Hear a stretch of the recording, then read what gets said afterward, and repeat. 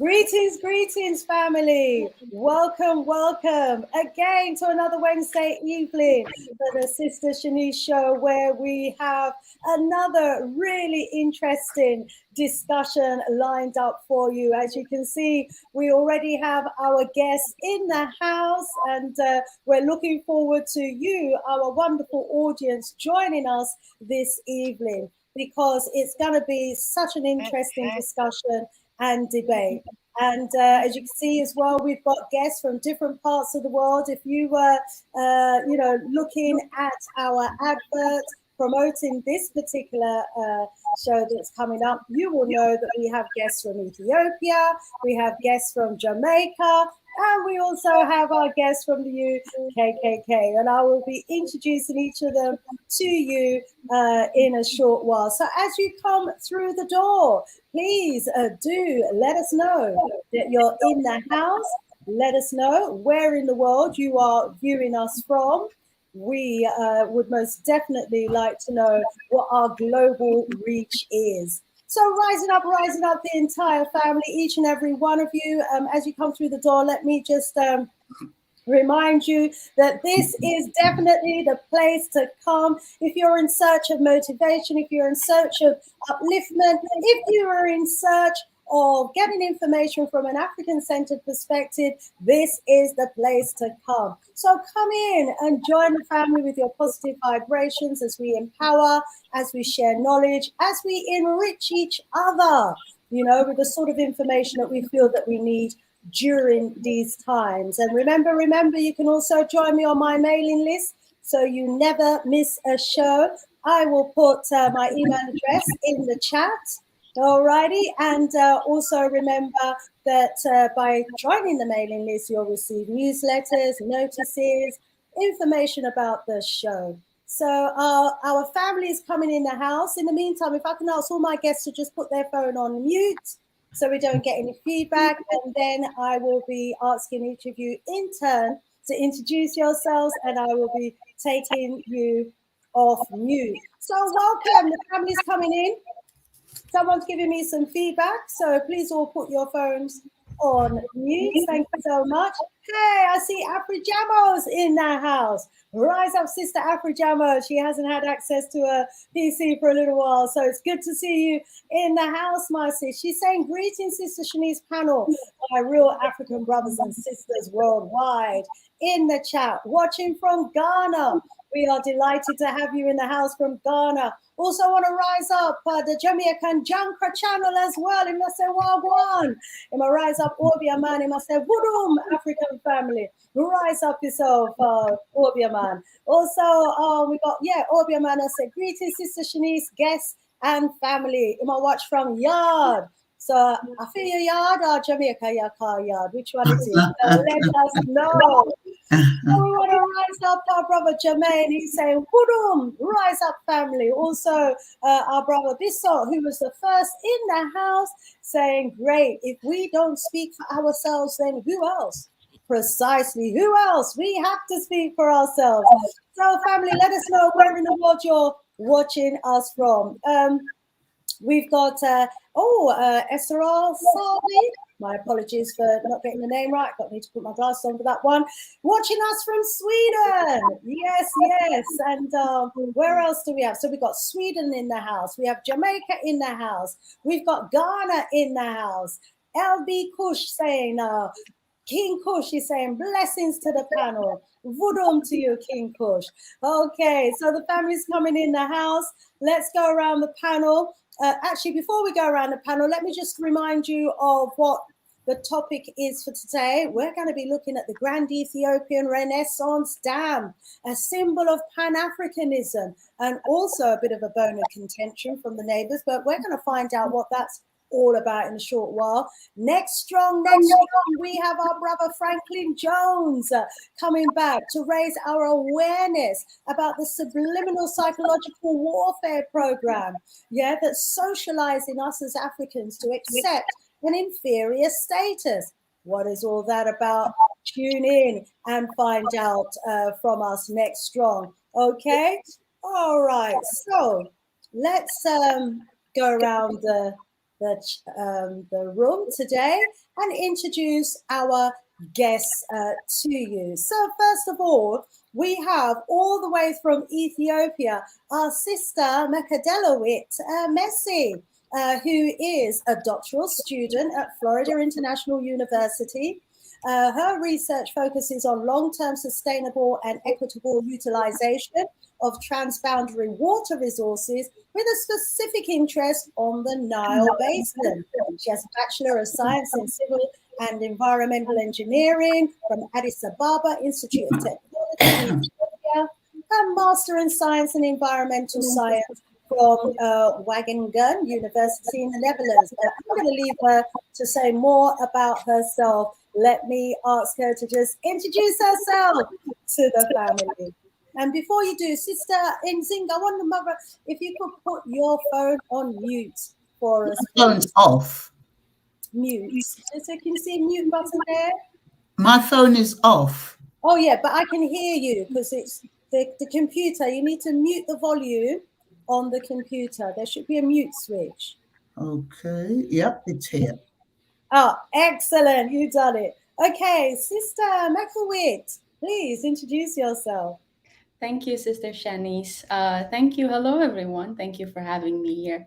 My name is Magdalawit. I am from Ethiopia, but I'm joining you now from the US. Actually, I'm doing my PhD studies at Florida International University in Miami, Florida in the US. And as Sister Shanice mentioned earlier, my research topic is on how we can use transboundary waters, so waters which cross boundaries more sustainably, more equitably, also taking into consideration the long term, the future. So that's how I got to be involved in this general talk about the Grand Ethiopian Renaissance Dam, because it's also built on a transboundary river, a big one actually, which is the Nile, the Blue Nile that comes from Ethiopia.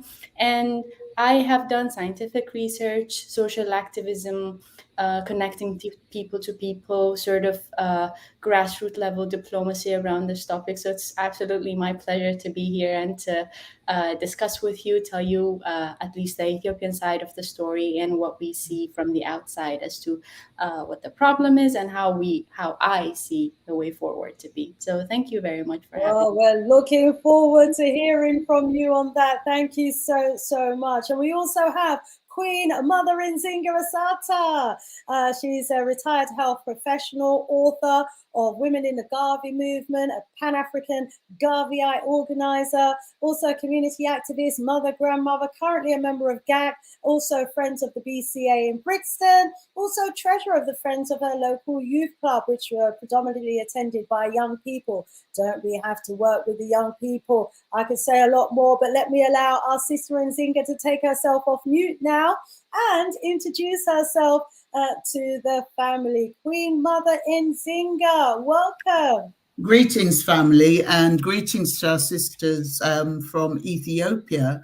I've met many across this country, but I've never really had good conversation with our sisters and brothers, and that is really wonderful to share the platform with you. And I look forward to hearing more about what the real issues are. I've read a bit about it, but I don't know why there's an issue. I mean, I've seen what is said, but you probably know what the real story is behind that. So I'm looking forward to sharing what little I know on this matter. I mean, one of the key points for me is for us as a people to begin to work together rather than always seeking a conflict. I can't understand why we can't seek to resolve through dialogue rather than always having a conflict. Because when we have conflict, the poorer people suffer. The politicians and the people with resources never suffer. So we have to get away from this conflict, being the source of a lot of destructiveness in our communities. Thank you very much. Thank you, Queen Mother Nzinga. And let's also welcome our brother Ras Hoshing, the only male on the panel today. Well, he represents the Ethiopian Orthodox Tawahidu Church and the Ethiopian World Federation. Charter, and that's Charter 43. And in addition to the above, he also represents the Asian Order of Rastafari, the African Union, and the National Reparations Council. So let me allow our brother Ras Oshing to introduce himself briefly to the family.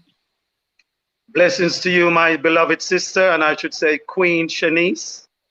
And before we go further, I would like to say, in the presence of the Supreme Creator, the great order of divinity, the Alpha and Omega, blessing to the true African family right across the earth, my sister.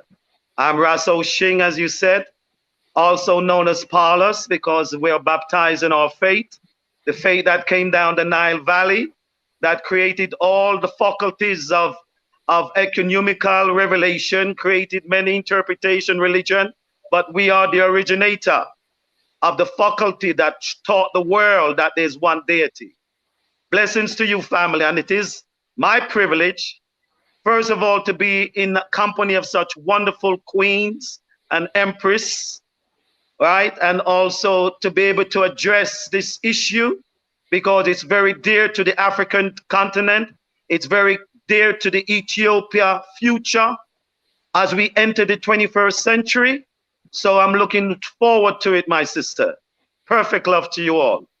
Perfect love to you, Black Hat you, brother Ras Oshing. And of course, we have our regular panel resident, Sister Sheila Shabet, who is a life coach. She runs her own life coaching school called Genie Coaching School, and she designs and delivers courses on life themes in a bid to heal and grow our people. And she's passionate about Africa and her people. She dedicates her life to uplifting her people, and we certainly get uplifted here on the Sister Shanice Show, Ever Strong, by Sister Sheila. Sister Sheila, welcome.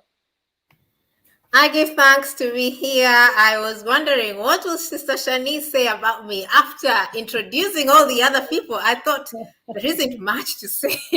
There isn't much to say, but look, you have said so much. So I give thanks. It's always an honor to be here. I rise up to all my fellow panelists.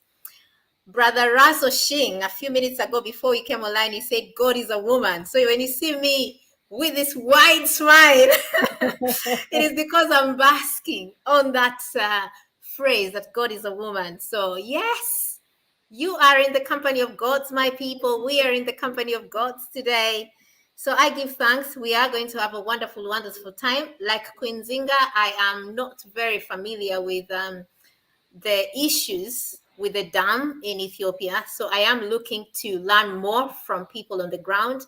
What I have heard just from reading and from out there has been the reports from the Western media. And I have learned to take their reports with a pinch of salt. So I'm here today to learn from my people and get to know how I can chip in helping the best outcome for our people. I give thanks. You're going to have a wonderful time. It's new moon today. So it's a very good day to have this conversation. I give thanks. We give thanks to you as well, Sister Sheila, as always. Last but not least is our Sister Mahala, Malet Ayele Beyecha. She's an independent Pan-African researcher, founder and host at Connect Africa YouTube channel TV, holds a research master's in African studies from the Leiden University in the Netherlands, and also a master in Middle Eastern studies from the Ben Gurion University in Israel. Let's welcome our sister, Malet. Welcome. Thank you. Thank you for having me, Sister Shanice, on your show, and thank you for giving us this opportunity. Yeah, today I will be presenting the Grand Ethiopian Renaissance Dam, but only from the Pan-African point of view. And I do write article and do research independently about this because it's, yes, essentially it's for Ethiopia, but also it is really in line with the Pan-Africanism spirit of the goals that the African Union has set for all member states. So I will be talking from that point of view. I'm happy to be here. We are happy to have you here as well. We'll be coming right back to you in a very short while to open up with a presentation for us. But before we do that, let's go over to the chat, shall we? And welcome our brothers and sisters who have posted so far in the chat. If you're yet to post in the chat, please do let us know where in the world you are viewing us from. We'd like to know where you are in the world. So we got the DJ Jamaican Junker, and he's saying, why is Sudan siding with Egypt against the Grand Ethiopian Dam when Sudan, who's saying itself, can benefit from the dam? Could it be because they are both Islamic countries? Okay, well, I'm sure that one will be answered tonight. And we've got Matthias, who's saying Sudan only loyal to Islam, like some Somalis. Okay, all righty. They're starting a discussion about this topic in the chat already, as you can hear. Matthias is saying Tigray always try to make Amara and Eritreans be enemies. Okay, so we've got some it seems some manipulative forces at play in the background, according to Matthias, who also says, we love your smile, sis. If you see Tigray, they only got butter biscuit smile for whites. Butter biscuit smile. First, I hear that one there, I like that one, Matthias. Oh, rise up, Orbia man, as well. He's rising up everybody in the chat and saying, glad to see the Ethiopians and Eritreans living like brothers. Yeah, definitely. That's what we want to see. And, you know, we've got someone saying, oh, Sheila, pretty name, bigging up your name. But I'll go back to the chat for more messages in a short while. Do keep your messages coming in. And like I said, please do let us know where in the world you are viewing us from. Okay, Sister Malette, I wonder if you can get your presentation ready on screen. Do share the screen and let's hear from our Sister Malette. Over to you, my sis. Okay. Actually, while you're getting your screen ready, just to remind the family that today's discussion in our series of powerhouse shows is going to be about the Grand Ethiopian Renaissance Dam. This is a dam that will potentially generate a huge amount of power. The expected capacity is about 6,000 megawatts from what I read. And not only is that power going to benefit Ethiopia, but also its neighbors as well. So why all the controversy? Are you ready, my sis? Yes, I don't see none of you. I hope you see me. So I hope you see my presentation, I mean. Okay. I'm not seeing your presentation. You don't see my screen? Add it to the screen. Hey, that would help. Okay, my sis, now we're seeing it. Please do. Continue. Oh, okay. Okay. Yeah. So the Great Ethiopian Renaissance Dam, or as we call it in abbreviation, GERD, is a symbol of Pan-Africanism. Before I go and argue why I call this project as an African flagship project, I would like to give some in the slides some historical facts. You know how Ethiopia and Pan-Africanism in the background, and also what does it mean for the riparian state, what does it mean for the African Union itself, and also what benefit it brings for Africa and also for the neighboring countries. So having said that, okay. Yeah, so to talking about Ethiopia and Pan-Africanism, you know, I cannot talk about Pan-Africanism without saying a little about or much about Emperor Haile Selassie, because he is one of the emperors actually who's, you know, who is known for his lasting, one of his legacies is for shaping Ethiopian foreign policy to Pan-Africanism. You know, in the ancient time, Ethiopia was mostly related to the Middle East, to Asia, and to other, you know, kingdoms, but not really to Africa. So he is the one actually modern day Pan-African architecture of the country. So I just would like to say a few words. That's why I wanted to do a few words to say about him. And sorry to interrupt, my sis, but can you put your presentation on full screen? You know where it says slideshow? Oh, I went No, that's notes. Slideshow at the bottom. No, please. At the bottom, slideshow? Yeah, at the very bottom, you should see one that looks like a camera and it says slideshow. You hover over it. So you to the other way, the other direction, right at the bottom. Right along the bottom. So if you cut, it looks like a television screen. If you click that one, it looks like a TV screen at the bottom right-hand corner. Okay. Plus view, not really. Oh, don't worry, not to worry. I suppose the other way to get to it might be from the top. Can you see at the top where it says slideshow? Let me go to a PowerPoint presentation. Yeah, see where it says slideshow? At the top bar. Go along the top. Yeah, it should say slideshow up there. Not really. No, you're not seeing it? Across the top bar, where the brown. Oh, okay, yes, I see. Yeah. Yes. Okay, click the one that says play from start or play from current slide. No, back. It should be back the other way. It should be the first or second one. From beginning. Yeah. From the beginning. Yeah. Click that one. Like this. Yeah, click it. It's good? Yeah. No, click it.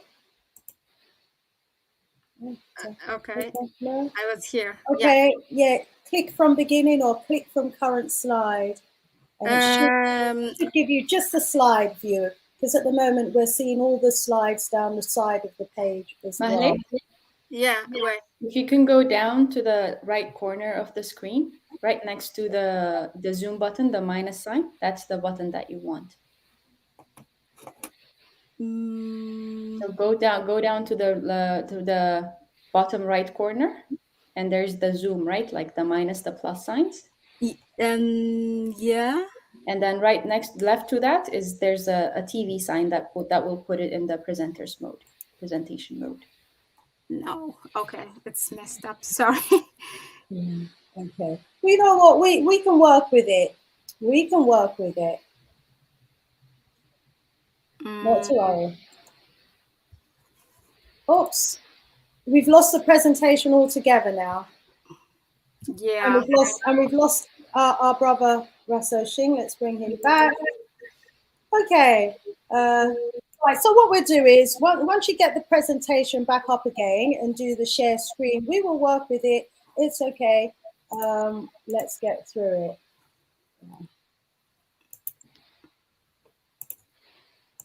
So let me see what people are saying in the chat. In the meantime, Obiaman is saying, Sonia Bell, the BBC could also have said that Egypt could start desalination plants to get water. No one wants to encourage this route when it's actually an advantage for those same countries. Okay, all righty. Yes, go for it, my sis. Is it the same? Yeah, but it's okay. No problem. It can work.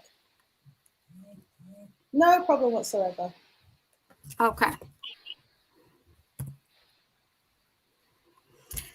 Yeah, so Ethiopia and the Pan-Africanism historical facts, again, continuing, Ethiopia embraced the Pan-African identity early in the 19th, or actually even before in the 18th century. And also Ethiopia's commitment, it's manifested. Ethiopianism and the word Ethiopianism and Pan-Africanism were used actually interchangeably in the African diaspora. So Ethiopia's commitment to Pan-Africanism was manifested through, supporting struggles against colonialism, and also supporting South Africa in their fight against apartheid, and also later on in the 1963, the last emperor being one of the founding fathers of the Organization of African Unity, now known as the African Union.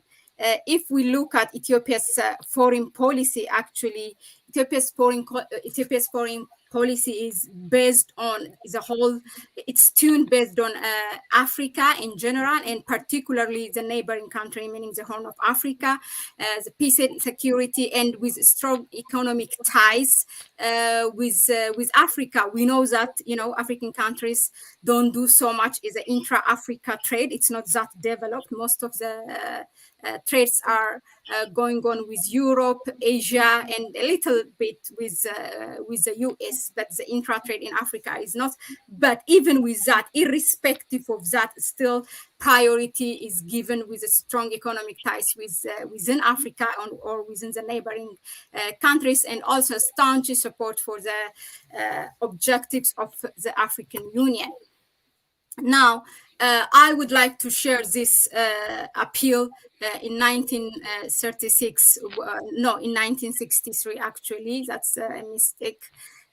What Haile Selassie did, even after he did once, where he was actually standing alone in the League of Nations in 1936, where no one supported him. He was laughed at, he was humiliated when Italia invaded Ethiopia, when he was looking for a support.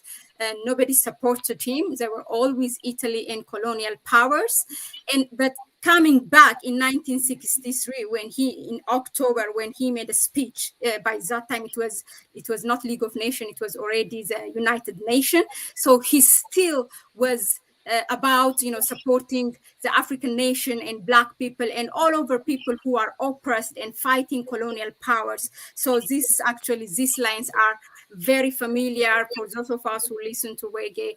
It's in the Bob Marley's song, until the philosophy which holds one race superior and another inferior is finally and permanently discredited and abandoned, everywhere is war. And until there are no longer first class and second class citizens of any nation, until the color of a man's skin is of no more significance than the color of his eyes, and until the basic human rights are equally guaranteed to all without regard to race, there is war. And until that day, the dream of lasting peace, world citizenship, rule of international morality will remain but a fleeting illusion to be pursued, but never attained. So yeah, because there were still countries at that time in 1963 who were colonized, although most of them were liberated in the 1950s. And also, obviously, South Africa was under apartheid. So he was still committed this Pan-Africanism thing. Yeah, let's look I'm at. so sorry to interrupt, but for some odd reason, your slide is still on the first screen, the first page. So just letting you know. Okay, this slide is not going good. Maybe I'll just talk. Yeah. I send it to you, and then you can share it? Is that? Oh, yeah. You know what? I'd have to change my settings, which I don't have time to do right now. Okay, so sorry. it's fine. Then I will talk. Is it changing on your screen? Yes, it is. It is? Yeah. Oh, okay. Let me remove it and put it back again and see if that helps. Maybe close it and then open it back again because you've done the presentation. It'd be really good to see it. So just remove it and then. So I will say stop sharing and then again. Yes, please. Yeah, we're going to get this. Okay, and reshare. Let's see what's going on in the chat in the meantime while you're doing that. Tony Moore says, I've been to Ethiopia. It's lovely. Oh, one to put on my list of places to go. And Matthias is saying, Apex Gami, I like that idea. Egypt should pay reparations to us. Oh, really? Why? Let's see why that is. Where's Apex's comments? Ethiopia needs to build the dam, or Egypt needs to pay. Hang on, it's just moved. Needs to pay Ethiopia for the River Nile. Ethiopia needs to build the dam, or Egypt needs to pay Ethiopia for the River Nile.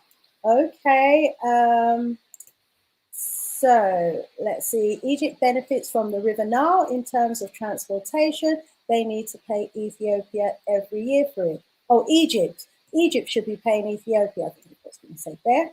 Right, okay, right. Let's put your presentation back in, my sis. If you share screen again, we'll be able to pull it up.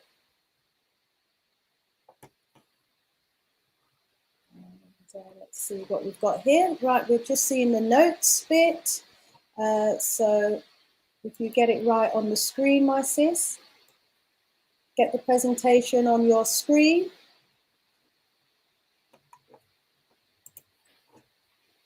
You get the presentation positioned correctly on your screen, then we'll be able to bring it back in again.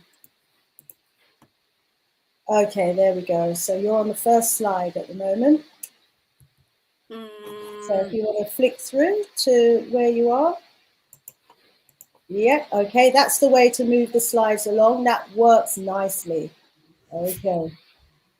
Okay, so if I said this much about the historical background, let me move now why I am arguing this project is an African project. It's a Pan-African project. Let's see some of the goals that are set by the African Union. As you know, African Union, when they celebrated the 50 years in 2013, they adopted Agenda 2063 during the Madam Zuma, when she was a chairwoman there. So these aspirations are actually 7 aspirations, which are set to be achieved in the next 50 years, meaning by 2063. So I know that sounds ambitious, but let's go through them. So one of them is a prosperous Africa based on inclusive growth and sustainable development, an integrated and politically united continent rooted in the ideals of Pan-Africanism and African Renaissance, good governance, democracy, and respect for human rights, justice, and rule of law. A peaceful and secure Africa, an Africa with a strong cultural identity, a common heritage, values, and ethics. An African focused on people-driven development, especially women, youth, and children, and a strong, united, resilient, and influential global partner. So if we see the Grand Ethiopian Renaissance Dam kind of encompass these aspirations, because one, it brings electricity. It's a development project. When it brings electricity, then it leads to the industrialization of the continent, or meaning the region. Also, then it creates jobs. That means it ultimately improves the livelihoods of women and children. And also, it's a sustainable project because it's built on the highlands of Ethiopia. So it will minimize the water loss that we see in the lowland, in hottest place of one of the hottest places of the world, meaning in Egypt, in Aswan High Dam. So here it saves a lot of water. And also it's a Pan-African spirited, as it brings also a political and economic independence in the region. And also it's a people-driven project, as it is financed by Ethiopians. So it kind of harmonizes all the 7 aspirations. Now, as I said, this seems ambitious. It's planned to be achieved in the next 50 years, but we already have kind of taken 8 or 9 years since it is launched in 2013. So what the African Union did is the committee set up a kind of a flagship project of a 10-year plan that should be achieved in every 10 years. So the first 10-year plans are actually, they are also known as enablers that will lead, in the long run to the realization of the aspirations set in Agenda 2063. So these are one, integrated high-speed train network, African commodity strategy, continental free trade area, Pan-African e-network, African passport and free movement of people, silencing the guns, Grand Inga Dam project, annual African forum, single air transport network, African outer space strategy, Pan-African virtual university, and continental financial institution. Let's see how GERD is related to this flagship project that should be implemented in 10 years, meaning in 2023 it will be 10 years. So we will take some of them. For example, if we take integrated high-speed train network, it needs electricity, and also it needs infrastructures. What GERD does is actually, one, it brings power, but also this power, yes, it is essentially for Ethiopian people, but the power is also going to be sold to neighboring countries in priority to the downstream countries and others in the neighbors, meaning like Sudan, Djibouti, and others, so the immediate neighboring countries who are in the riparian states. And then when the electric cell, this transaction happens, what happens is automatically we are doing then, it's an African continental free trade area. It boosts that goal of boosting intra-trade between African countries. And also the other flagship project, if you remember, one of them is the Inga Dam project. This is planned to be built on the Congo River. It's a big one. So the main aim of this is actually to support, to bring out those traditional power sources, to bring them to modern power sources, and also to supplement the regional power sources. So GERD, even if it's yes, it's not going to bring power for the whole continent, but regionally it will be doing that job. So what is planned in the Inga Dam project. And also the African, the free people, the movement of free people, because it needs infrastructure.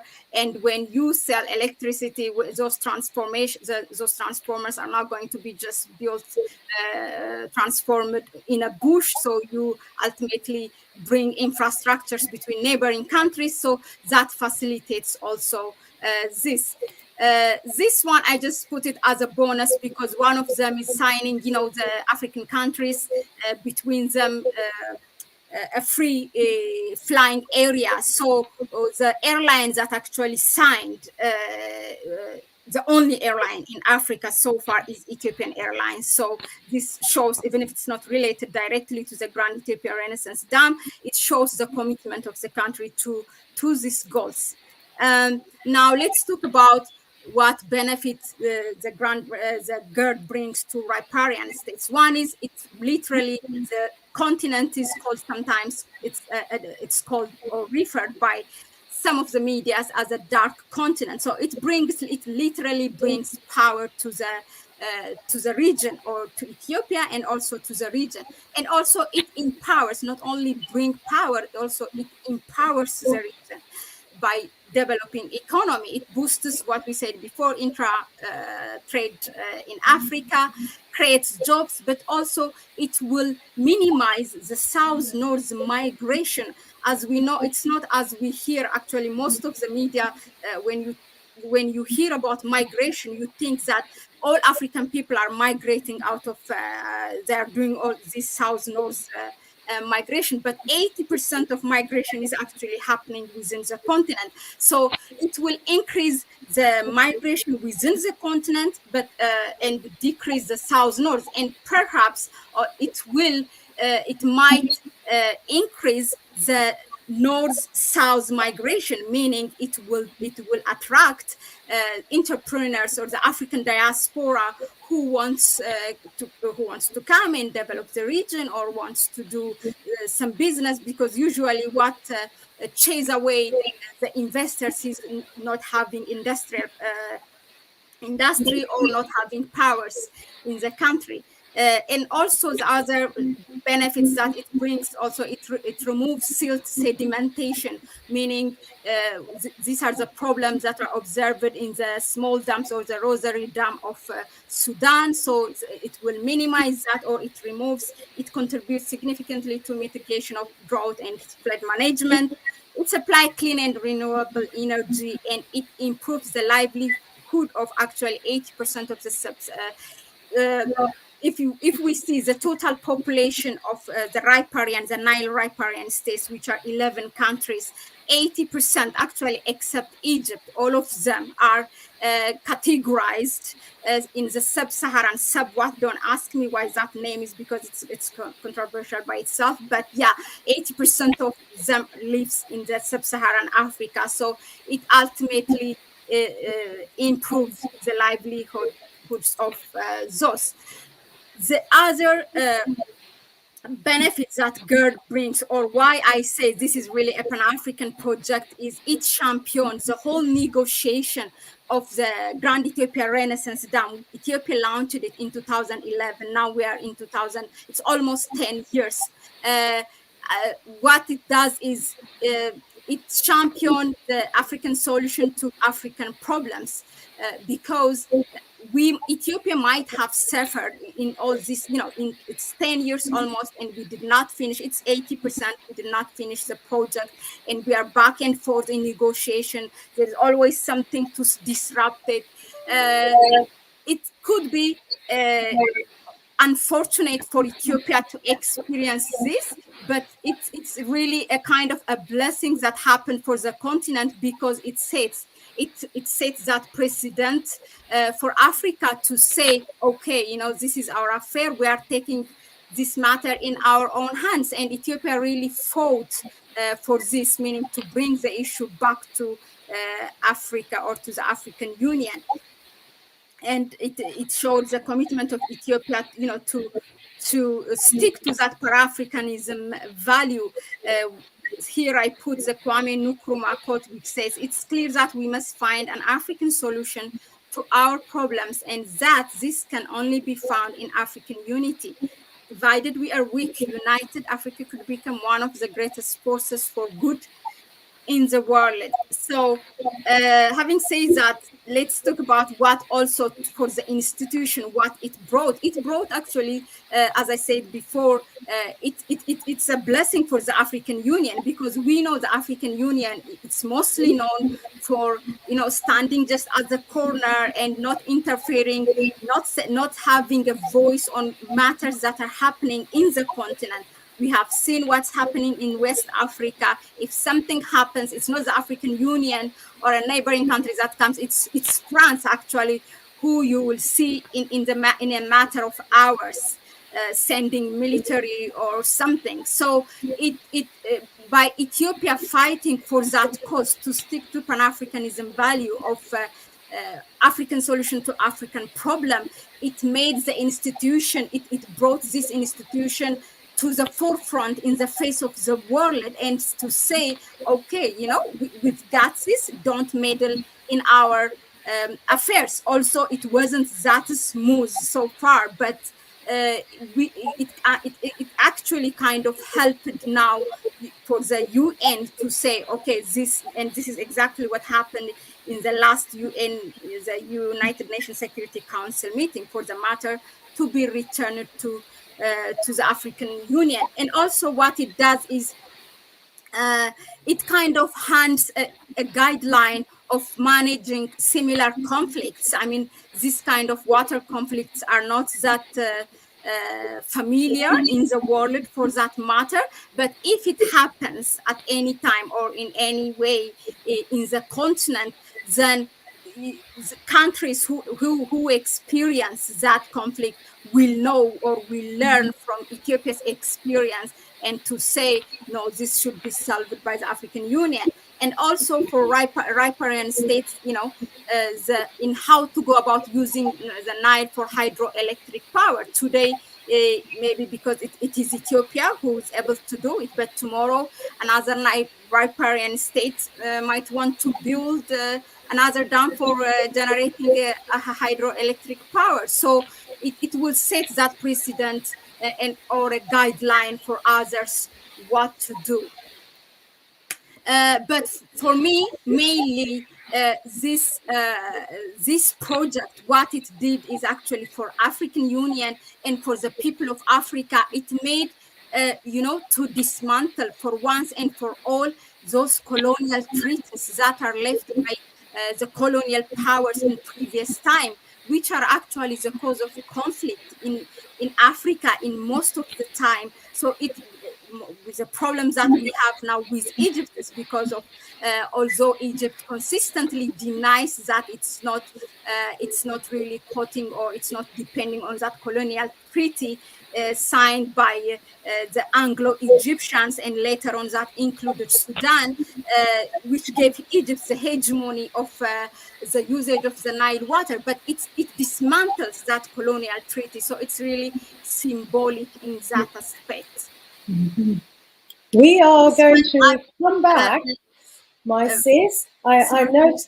Sorry to interject. Yes. There's a lot to absorb, a lot to take in. I wonder if you could hold there, and then we will come back round to you to continue, enlightening us some more on your presentation. Would you say you're about halfway? Actually, I will jump 2 slides, and then I will say towards the end, because they are not so much. I'll just do.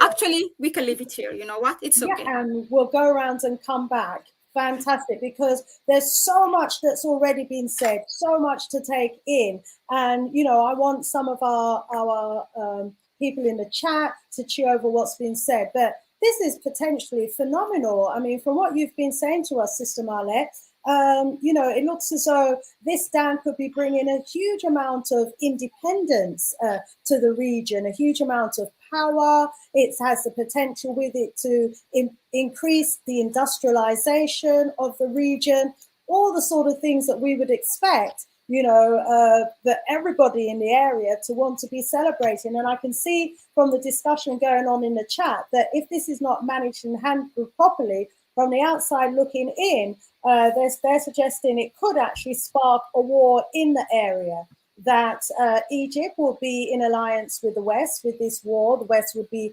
arming Egypt, and they feel that that could be part of a plan, and that there was even a move to take out the senior engineer that was responsible for the dam, apparently committing suicide, but they believe that is lies. But let me now go over to our other sister, another presentation.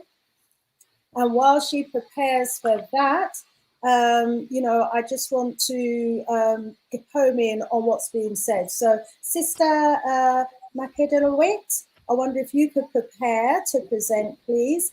And let's just have a look at what's being said in the chat. Let's get my glasses on, see what's being said here.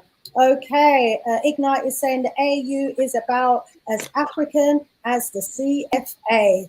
Hey! And also, let's see what else has been said. Sharifess is saying the EU has too much control over the AU. I don't trust nothing they do. Until European influence is rejected and Tony Blair is told where to go, Sharifess is saying she has no confidence in the AU whatsoever. Let's scroll up, see what else is happening. Egypt should negotiate the Renaissance Dam project, then go into America and report Ethiopia. Egypt betrayed Africa by allying with Israel to spy on African leaders and joining the AU. Our panel, our people in the chat, very informed, as you can see, and have very strong views and opinions about the situation. Obiaman is saying, can't we hope? Does it always have to be so? What is that in reference to? Matthias is saying, we need a secret intelligence service with Amhara and Eritreans so we can dismantle the TPLF and the ONLF, who is paid by Egypt and the United States of America. Ignite is saying, by the time most wake up, there will be drones flying over all our heads 24/7. A lot going on in the community there. And I wonder, my sis, Mahalia, have you got any response to any of those comments that have been made there? They were all comments as far as I'm concerned. Is there a question? Okay, no, just comments. So we'll ask people to put some specific questions in the chat, and then we'll come back round. Yeah, I don't think, just to say on the first one, I really don't think in this century that we will go to war, although Egypt has been warmongering in the past. I mean, ever since, trying to build the dam is not something that happened just overnight or one morning in 2011. It has been tried by emperors since Emperor Menelik time, but because Ethiopia was not able financially, couldn't do it. So they have anyone that tries to use Nile, they have been sending, actually each leader ever since their independence. I have their quotes from their presidents ever since they got independence, have been saying anyone who who touched the Nile water, the exchange will be blood. So but they didn't they didn't do it. I think there is still a room for negotiation. I would say Egypt has to just wake up, in the 21st century, and realize that it's time also for others to use the Nile water. Absolutely. And it's not only Ethiopia; it could be others also. Others also have a right to use from the Nile water. This is why actually we need for all of them to have, which I believe my sister Magdala will enlighten us, is the solution is actually to sign that everyone has a right and equitable share of the Nile water amongst all those riparian states. But yeah, Egypt will always say that, and the answer is Ethiopia will have to make sure that it builds this dam and complete it. Absolutely. Let's bring in Queen Mother Nzinga and then Brother Rasso Shing, and then we're going to go over to the next presentation. Queen Mother Nzinga. Greetings, yes, and thank you, sis. That was very, very informative. I learned a lot. We actually had in July a presentation by some brothers and sisters from Ethiopia at the Global African Congress.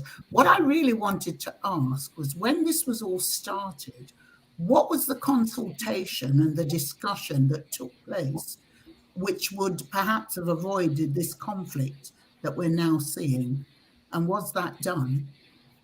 I think, yeah, let's hear Magdala's presentation. I'm sure it will answer that. Yeah. Thank you. Brother Rasso Shing, take yourself off mute. All right.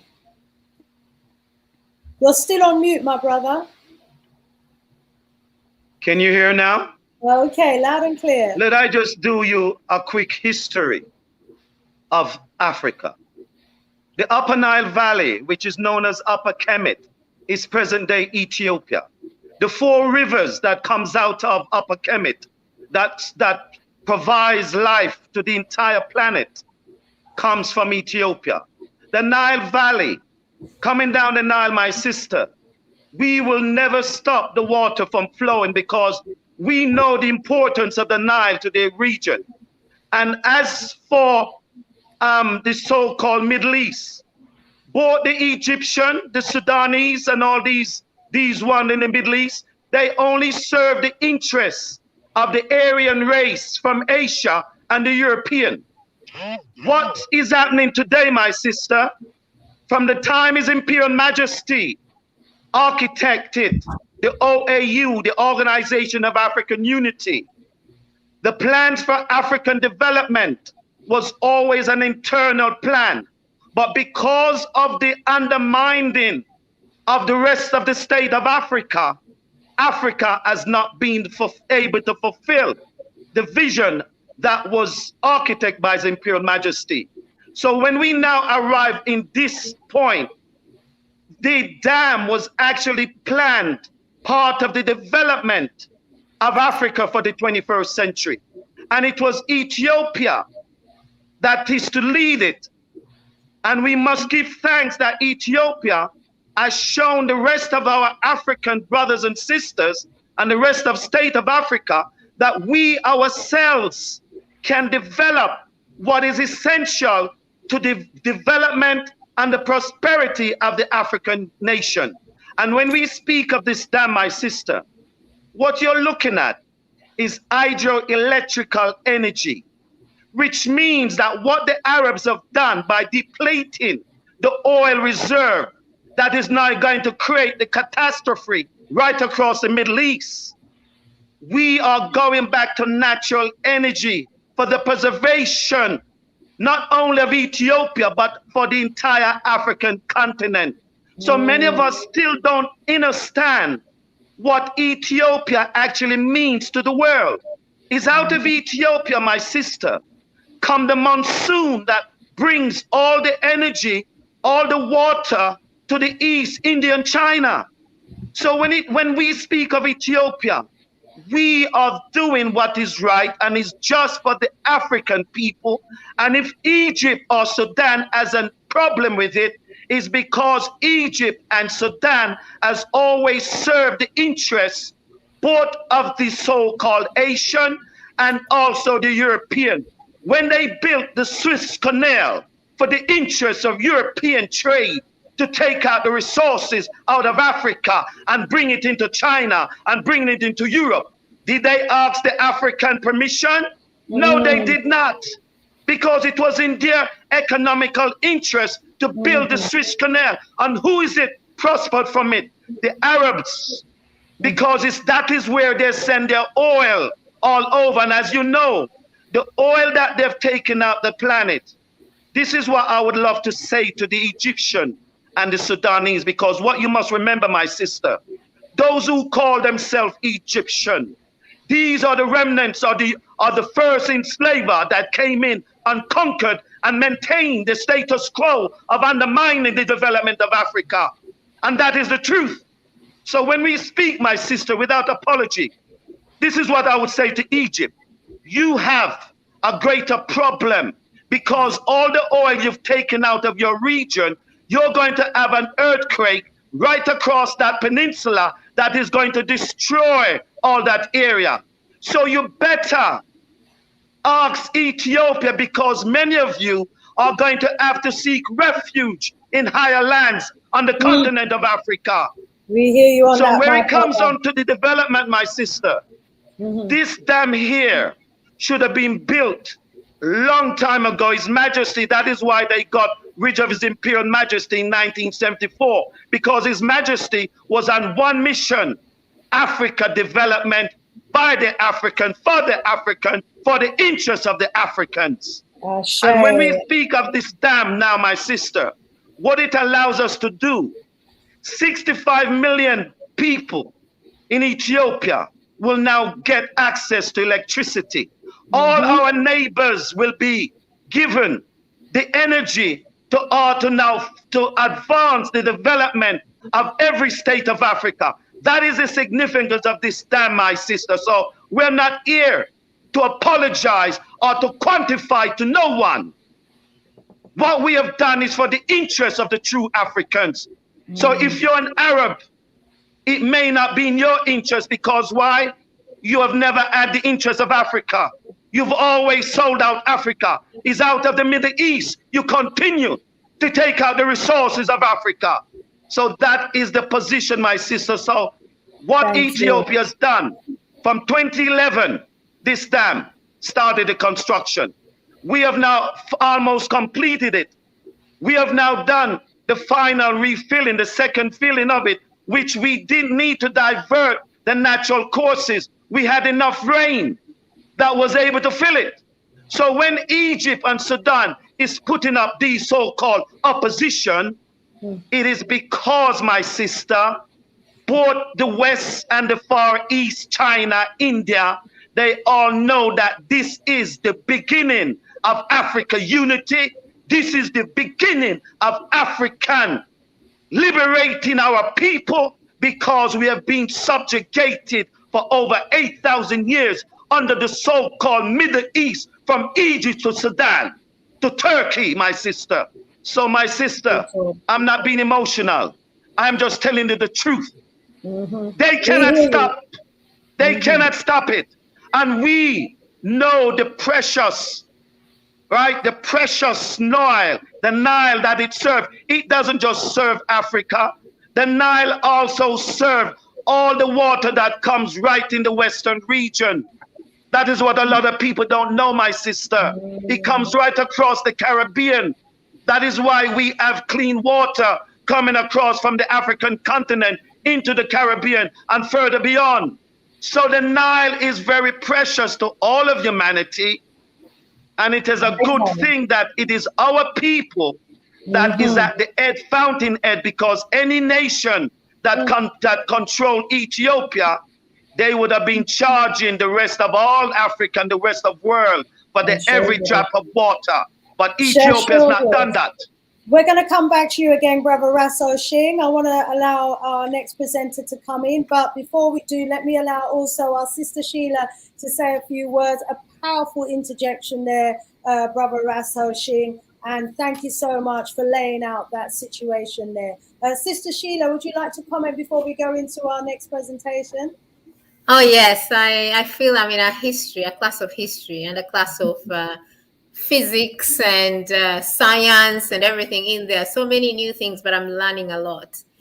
And as usual, I have a little story to tell you that ties in. We love your stories. A few years ago, I was living in Malawi, and I was a playwright. I write plays. So I was commissioned to write a play about this, to just highlight some things that were happening in the community.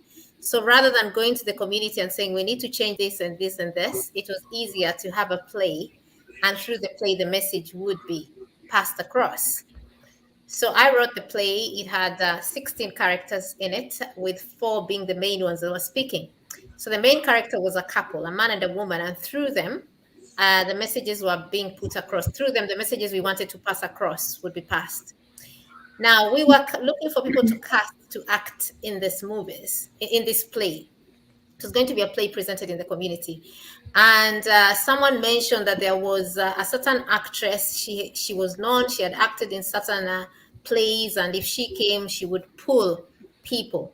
So the actress came, looked at the play, enjoyed it, and said, yes, she'll very much like to star in the play. However, she didn't like the name given to the character. So she requested that the name be changed. Now, in Malawi, there are different tribes, different ethnic groups. And as it is with African countries, different tribes have got different names. So you would know, like, this name is from this community and this name is from this community. This play was set for a particular community. So the names in the play were very specific to the people in the community. The actress that came, the famous lead actress that was picked to act, did not like that name. And she said she would like to act using a certain name. So she came up with a name and she said she wants to act with that name. And because we wanted her badly in the play, we said, sure, no problem. So we changed the name everywhere and said, you are going to use this name. However, the man that was supposed to act as her husband in the play said it would not make sense for them to come from different ethnic groups, because now she was coming from a name of a different group. Let's say, for example, if I was using Nigeria, let's say we are setting this play in the Yoruba community, and the lady has come and said, no, she's chosen now a Hausa name. So she has a Hausa name and her husband has a Yoruba name, which brings in a lot of issues around there. So the man said he also wanted to change his name. So he changed his name and took a name that matched the same community as the actress's name. And then, now because these names were now names from a different community and the play is set in a different community, it meant that we needed to change things here and there to accommodate the names. So we had to change, like where there was a certain mountain, we had to change it and put it a river of a certain community. Where we had certain foods to be eaten, we had to change the foods to reflect the names of these people. And everything, the whole play needed to be changed, that by the end of it all, the play was not for that community anymore. The play was not relevant to that community because we'd changed everything. And all this change just started with the actress coming and saying, I'm changing my name. Something so innocuous, something so little. Had we maintained our ground from the beginning, in the end, the play was never done because we wasted so much time changing here, changing there, changing here. And the people that were funding us kind of like ran out of steam and said, you know what, that's it. So without the funding, the play could not be done. All the community work remained. The play that I had written and I was expecting to get some money from it, that's it. So I remained with 2 plays, the original one and this one that has been changed left, right, and center with nowhere to show. Anyway, why I am bringing it here is just to show how something so simple, something so sensible, something that makes so much sense, that from the beginning, if we stick with the idea, the original simple idea from the beginning, we end up getting the results that we want. But should we start changing and accommodating this and accommodating that and accommodating this person and this one and this one, in the end, we end up with nothing. You end up like me with my plays with nowhere to show for them. Why I say this is because I've been listening to what the presentation that Sister Ayele presented, and it sounded so simple. It sounded so straightforward. It sounded like something that was coming, to benefit us. And then I juxtapose it to what I have read online in my preparation. And I had Donald Trump said what, and Egypt said this, and Sudan also said this, and the African Union said this, and now the UN is coming to say this. This is like our play. And bringing in people to change this and change this and change this. And then at the end of the day, we've lost their whole motisha, we've lost their whole plot, we've lost their whole agenda, and we are sitting there left with our original plan, still very intact, but somehow we've lost the mojo. And with that, I await the next presentation. I give thanks. We give thanks to you, and we got that message. Stick to the original plan. Absolutely. So right now we're going to go over to our sister Makadela Wet. Yep. Makadela Wet, so are you ready to present for us, my sis? Yeah, I'll just be talking. I don't need to share anything, so hopefully you can see the passion from my face and not the slides. But so hearing the conversation that's happening in the discussion, and also reading the comments in the chat, I want to do three things in the short time that I have now. First, give you a bit of a background story, so everybody's on the same page. Two, this was also a question mentioned earlier by my other panelists. What's the problem? What's the issue about? And three, finally, sort of like show what in my idea the way forward could be. So in order to really understand what the issue around the Grand Ethiopian Renaissance Dam, or the GERD, or in general the Nile is, we have to take a trip back in history. So we all know the Nile is an ancient river, but we talk about the Nile as if it's only related to Egypt, right? But the truth of the matter is the Nile crosses 11 countries before it actually reaches Egypt. And the Nile has two tributaries. The first one, that's called the Blue Nile, which is the bigger river, the bigger tributary. It accommodates it accounts for 86% of the Nile water. And that starts from the Ethiopian highlands, and it actually flows down the Ethiopian highlands into Sudan. The second tributary, the White Nile, starts from Lake Victoria region. So that's the longest one, the longest tributary. It accounts for 14%. The rest, 14% of the Nile water flows. This White Nile and Blue Nile actually merge in the capital city of Sudan. You can actually see the White Nile flowing over the Blue Nile because the Blue Nile is darker, and then they flow as one Nile through Sudan and all the way down to Egypt. So it's not just Egypt that's dependent on this water. It's all these 11 countries, including Ethiopia, which contributes 86%, sometimes up to 90% in the rainy seasons, up to 90% of the water of the Nile. Not just Ethiopia, but Kenya, Tanzania, Uganda, Congo, Eritrea, all of these countries, Rwanda, all of these countries which the water comes from, they are all dependent on the Nile waters. So the thing about the Nile discussion, especially when you hear it in the media, is that Egypt is going to suffer from water scarcity, Sudan is going to suffer from this and that. But what about these countries? Who talks about people struggling, starving, not having electricity, not having sufficient drinking water, clean drinking water, suffering from not having access to energy so that they don't have access to education, healthcare, decent jobs, no industries, so no industries, no jobs, no decent living wages, no decent life in general.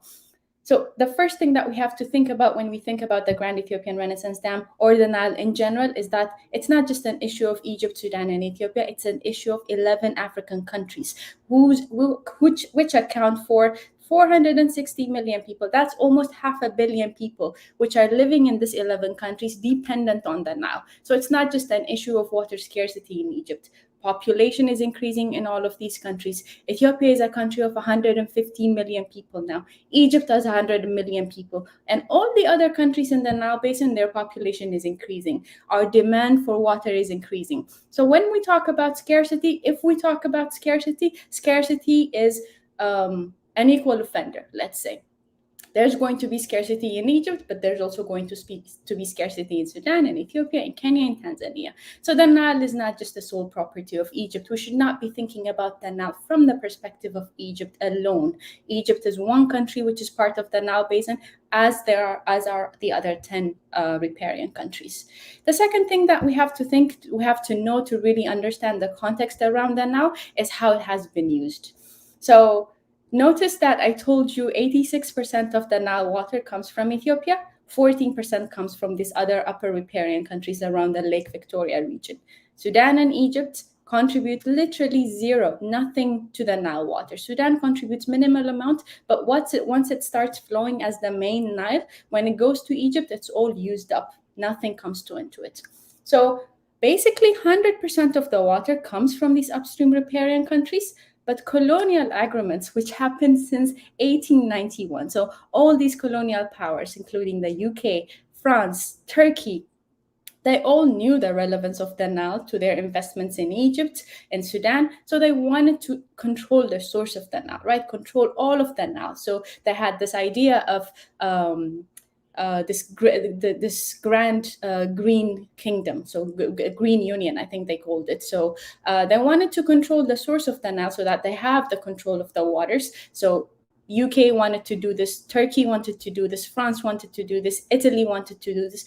All of these colonial countries wanted to control the source of the Nile so that their own investments in Egypt won't suffer. So because of their colonial interests, there have been very, very skewed agreements that have been signed between colonial powers, mainly the UK, Italy, and France, between those countries and Egypt and Sudan. Two of these main ones. The first one is the one that was signed in 1929. This agreement allocates 48 billion cubic meters of water from the Nile to Egypt, 4 billion cubic meters of water to Sudan, and it stops there. No allocation for the other upstream riparian countries, right? So this was in 1929. This was when this agreement happened when the UK wanted to expand their agriculture, not just from which was limited to Egypt back then, into the Sudan. So they had to agree with Egypt to sort of divert some of the water to Sudan. See the perspective, all to ensure that the UK interests, the cotton plantations of the UK in Sudan and Egypt, wouldn't suffer from water scarcity. Then what happens is another agreement was signed in 1959. In 1959, Sudan and Egypt, both which were independent countries by then, thought, oh, hey, we're not utilizing the Nile fully. So the title of the 1959 agreement says, for the full utilization of the Nile waters. As if the 1929 agreement, that injustice of excluding these upper riparian countries was not enough, these two countries come and agree for the full utilization of the Nile waters. How can we fully utilize this water that comes from these upper riparian countries by excluding them? So the 1959 agreement allocates 55.5 billion cubic meters of water to Egypt, 18.5 billion cubic meters of water to Sudan. They even consider water lost by evaporation, right? So water that just goes into the atmosphere. They give it 10 billion cubic meters of water, which is allocated for evaporation. If you sum this up, it comes up to 84 billion cubic meters. 84 billion cubic meters was the amount of the total Nile flow measured in Aswan. So in essence, what happened was they divided the whole of the Nile waters between Egypt, Sudan, and evaporation. This leaves absolutely nothing. I'm laughing, but this is a burning matter for me. But this is the whole of the issue, right? 86% of the water comes from Ethiopia, 14% comes from these upstream riparian countries, but the Nile is completely utilized between these two countries. That is the root of the problem. Now, when countries like Ethiopia, for example, come and say, like, hey, I want to build this dam, even a hydropower dam, which doesn't use the water, the reason, the opposition coming from Egypt and Sudan is because the status quo, this unjust status quo that allocates water that belongs to 11 countries just to 2 countries is being shaken, right?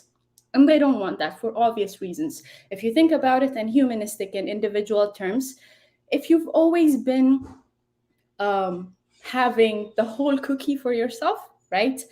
Why would you want to share it? What interest would you have in sharing the whole cookie if you're used to having the whole cookie? And that's exactly the kind of situation that we have. Never in the history of the Nile Basin have we had like an inclusive agreement. This 1959 agreement, the 1929 was between the UK, a colonizer, an outsider, and Egypt on the Nile waters. The 1959 agreement was between Sudan and Egypt, completely ignoring the other 8 riparian countries. And all of these Nile riparian countries, the upstream riparian countries, especially Ethiopia, have been vehemently against these 2 agreements and all colonial agreements for that matter in the past. They say they're not party to it, so they're not subjected to it. And so they have been pushing for an inclusive and equitable and reasonable Nile water management practice, right? And that's sensible. That makes sense. Now, in 1999, an organization was formed, which is called the Nile Basin Initiative. The Nile Basin Initiative was an organization which included all 10 countries, back in the day 10, now 11, including South Sudan, all 10 or now 11 Nile Basin countries, and they sat together to negotiate on how to use the Nile for the first time in our 1,000-year history, right? And in 1999, so we start discussing, we have sort of a general understanding, at least in the upstream riparian countries, okay, these colonial agreements don't work, so how can we move forward, right? No one is denying Egypt is dependent on the water. No one is denying Sudan is dependent on the water, but we're also saying the water also belongs to us. We also need a fair share, right? So we started discussing in 1997, 2 years prior to the formation of the Nile, the NBI, the Nile Basin Initiative, the CFA, which I saw mentioned in the comments, that there was this discussion, negotiation on how to come up with a cooperative framework agreement for the use of the Nile waters. So this started in 1997. 13 long years later, 13 years. That's like a child, like the age of a teenage child, right? So these countries sit together, negotiate every single phase for 13 years, and they come to an agreement in 2010, right? In 2010, they have this agreement set up.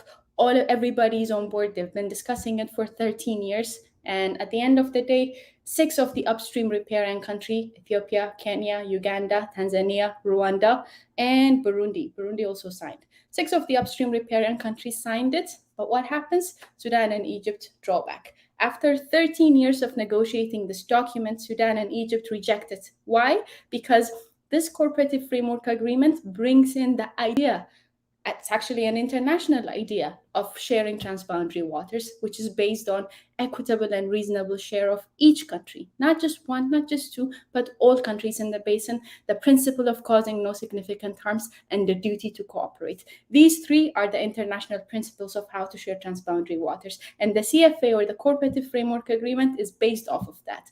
But Egypt and Sudan actually denied this agreement, this treaty, let's say, this negotiation, which they have been fully participating in for 13 years, at the last minute, saying they need a guarantee for what they call their existing uses or their historical uses. When they mention their historical uses, what they're referring to is the 1959 agreement, which essentially gives them their whole waters, the whole of the Nile water, right? So now you can understand how these 2 things don't go together. And this, my friends, is at the bottom of the discussion, was at the bottom of the conflict between these 3 countries. It's not because the GERD takes water from the Nile. It's a hydropower project. A hydropower dam just stores water. The water flows through the turbine, produces electricity, and then it flows downstream. A hydropower dam, especially built in a highland country like Ethiopia, actually has benefits to the basin. Because evaporation losses are smaller in a highland country, we're saving water as the basin, as a whole Nile basin, right? Let me give you an example. The highest one dam, which is built in the south of Egypt. The highest one dam loses 15, and this is an average value, 15 billion cubic meters of water annually because of evaporation. Compare that to the size, the amount of evaporation, water lost by evaporation from GERD, from the Grand Ethiopian Renaissance Dam, 2 billion cubic meters, right? So you see the benefits just in terms of saving water alone. The Grand Ethiopian Renaissance Dam is also going to help Sudan in terms of mitigating flood. You've seen last year, this year also, Sudan is hit every year because the Blue Nile is a seasonal river which swells during the rainy season and goes down during the dry season. Sudan is hit by flooding year in, year out. When the GERD is complete, this is not going to happen, right? Because it's a big dam, it's going to hold some of that water. So it's going to reduce the flooding impacts downstream. Sedimentation. The Blue Nile, its Amharic name, its Ethiopian name is Black Nile, actually. It's not Blue Nile. We call it Black Nile because it has so much sediment in it. When you actually see it, if you go to Khartoum and you see the intersection of the Blue Nile and the White Nile, the Blue Nile is pitch dark, like it's black, all because of the sediment that it erodes from the highland countries, the highland areas of Ethiopia, and that it flows with it. So what normally happens is, in ancient days, they used to dump this fertile land in the deltas of Egypt and Sudan, which is what actually gave rise to the civilizations in these countries. Now, in modern history, though, after Sudan and Egypt built their dams, what happens is the sediment will just be dumped in the dams in Sudan and Egypt. In Sudan, Sudanese dams lose 50%, up to 50% of their generating capacity because of sediment load. That's going to decrease by 86% when GERD is completed. Can you imagine that? Without actually investing 1 cent, one capital investment in their dams, the Sudanese are going to get more capacity from their dams. They're going to get flooding protection for the whole country, essentially. They're going to get controlled amount of water, constant amount of water year out, which means they can expand their irrigation capacity, they can expand their electricity production capacity, which is a complete gain. So there's this idea. So if the GERD was a shared project, Sudan would be responsible for 30% of their cost because that's how much they're benefiting, and Egypt would be responsible for 20% of their cost because that's how much they're benefiting. So it's not because the GERD is an issue. It is a big dam. So just to be fair, it is a big dam, and there are questions of collaboration, like because it's built close to the border of Sudan. Sudan had raised some security issues, which they're justified in raising, and that has been dealt with. Egypt also wants to make sure that water flows downstream. That's okay. You see, we're not saying that discussions or negotiations are not needed on this dam, but discussions and negotiations based on good faith, based on the principle of equitable and reasonable use, based on the understanding of sovereignty of each and every country, all the 11 countries upstream. It has to be based on that, and that is the problem with the Nile Basin, with the Grand Ethiopian Renaissance Dam. And for Ethiopia, one thing I forgot to mention to you is before Ethiopia started this dam in 2011, this dam was actually designed to be built as a co-owned infrastructure between the 3 countries, Sudan, Ethiopia, and Egypt. There's a portion of the NBI, the Nile Basin Initiative, called the Eastern Nile Technical Regional Office, or for short, ENTRO. That organization has done multiple studies of co-owned infrastructures, power trade agreements, how we can maximize the benefit of the water for the Eastern Nile Basin, right? For the Blue Nile River, which flows from Ethiopia and to Sudan and Egypt. Again, last minute, Sudan and Egypt drew out of the agreement, right? So this dam, when they finally rejected in 2010, when they finally stomped on the CFA and walked out, Ethiopia decided this dam was born out of frustration. That's what I'm trying to tell you. We have spent so much time trying to negotiate, trying to bring these countries together, spearheading the negotiations. Ethiopia, as an upstream riparian country, can be a hegemon, what it's called, like a dominant power, right? Because the water comes from Ethiopia, right? But that's not the motive, the positioning that was taken by Ethiopia. Cooperative, very much cooperative. We've been trying to mobilize these upstream riparian countries. The CFA was an Ethiopian initiative. The NBI was massively an Ethiopian initiative. And even the negotiations on the GERD is massively an Ethiopian initiative.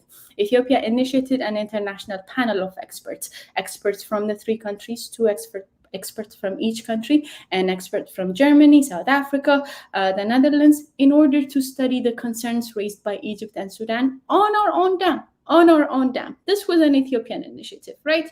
The negotiations even the agreement that we signed, the Declaration of Principles that was signed on the GERD in 2015, which is actually a big accomplishment for the basin, that was an Ethiopian initiative.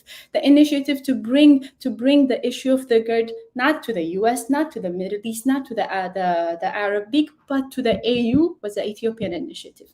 So Ethiopia has gone above and beyond, more than I can tell you, in terms of trying to cater for the needs of the downstream riparian countries. But the thing is, the GERD there's this yes we can feeling that comes with the GERD, right? The GERD is fully financed by Ethiopians. Ethiopia is not a rich country.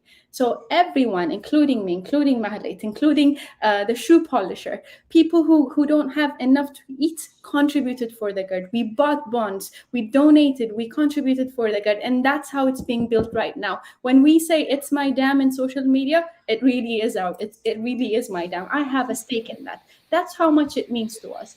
And it's on this dam that we're negotiating to cater for these downstream countries in the spirit of brotherlyhood, right?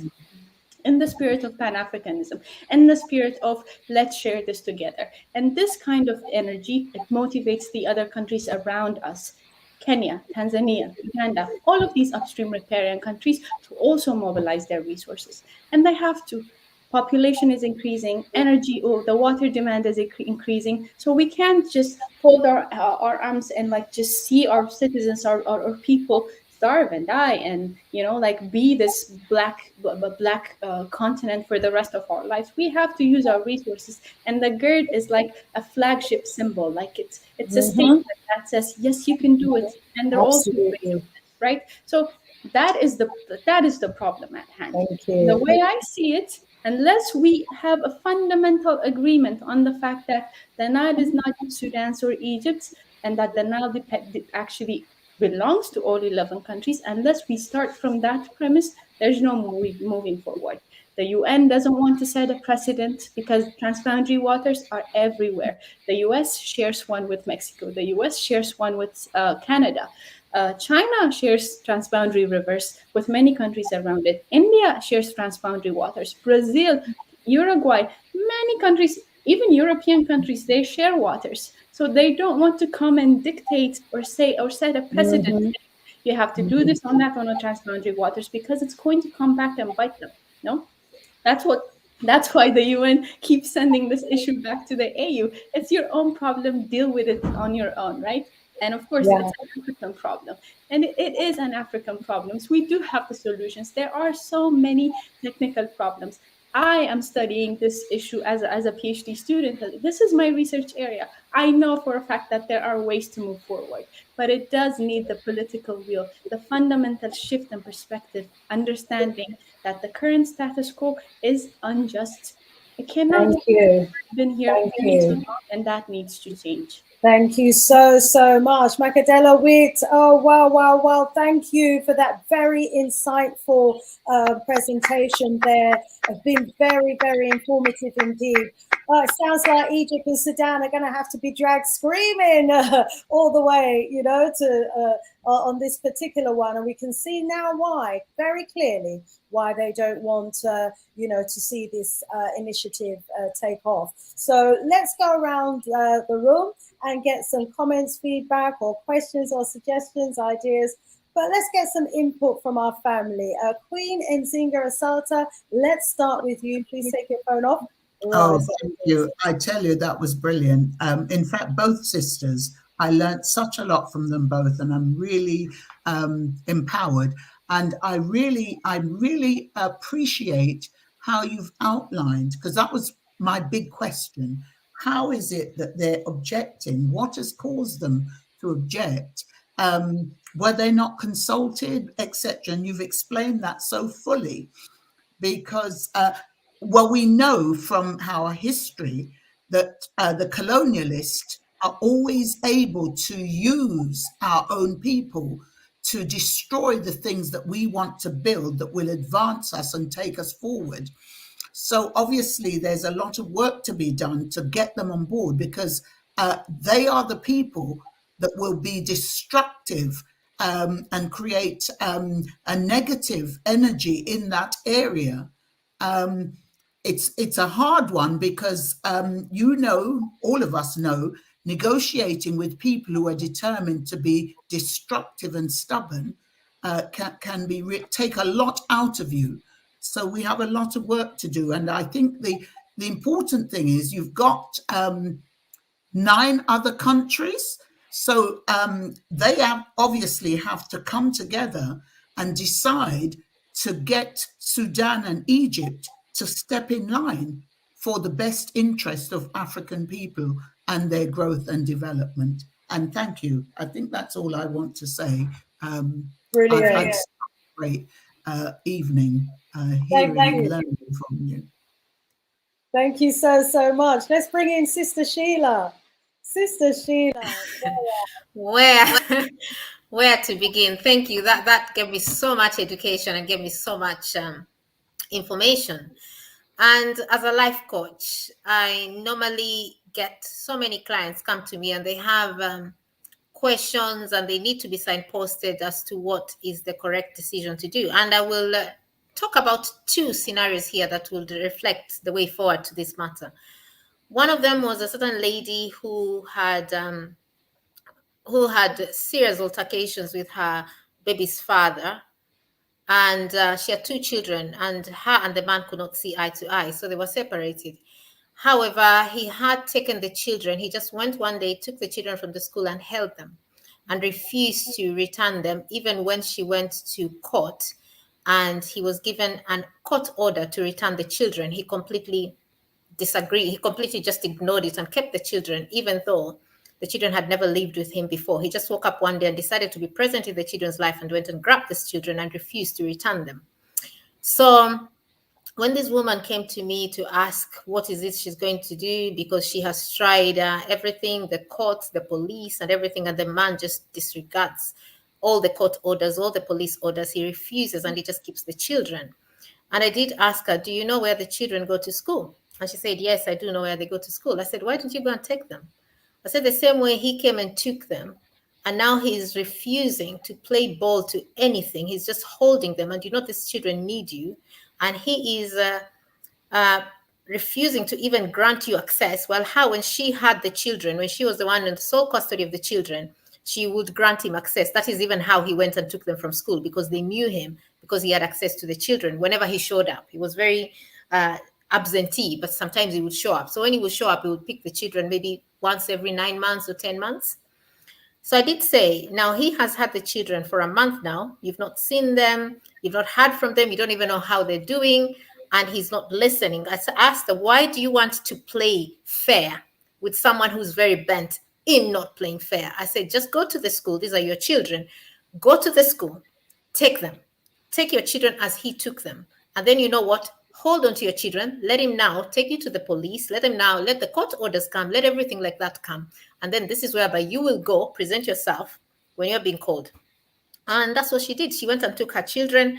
The man did not bother going to the police or do anything, because he is someone that disregards the court order. So he could not go there himself, present himself to the police when the police would say, we've been looking for you. So she kept her children, and that matter stopped there, and went and told the school, do not release these children to him. Sudan and Egypt remind me of this man. You know, people that just want to cause trouble and refuse to play fair and refuse to listen to reason. But they are the ones, as our sisters narrated, they want to stick to orders that benefit them to the detriment of everyone else. And when other ideas are given to them that make sense, they refuse. They don't want to hear it. And then they make it look like the victims. All the consultations at the last minute, as our sisters narrated, they pull out. Which brings me to the other thing that a lot of women go through in my life coaching business. They come and they say, oh, this has happened. I want to move out of this place, or I want to go here, or I want to start a business, or I want to do this. But the problem they have is that they lack the self-confidence to go on their own or to start. And a lot of them come and say, you're a life coach. How can you help me here and there? And one of the things I normally say, what is it that you want? We always start from there, not what we don't want. I say, what is it that you want? And someone says, oh, I want to start a business, or I want to move out of this relationship, or I want to move out of this area, or I want, to start this and do this, or I want to go to school. And I said, fine, we know what you want. Now give me a date. I say, just give me a date, any that comes from you. Sit and have that inner guidance. Then give me a date that comes to mind, a date that you want to start. A lot of them give me a date that's normally never more than 3 months from the conversation we're having. They give me a date. I say, don't think of what if and what I need to put in place. Don't think of the how. Just think of a date of what you want, what you said you want. When do you want to start it? Anytime between 1 month to 3 months from the conversation, they say, this is the date. And I say, with this date in mind, we are planning. So come what may, on this date, wherever you will be, you will start. You will move out of that area. You will move out of that relationship. You will start that business. You will start that course. You will start whatever it is that you said you want on this date. We are drawing a line under it. When this date reaches, you are starting. And it changes their framework. It changes their vibration of frequency. Immediately they have a date to work towards. They find that immediately they have that date, first of all, the universe starts aligning its energies with them.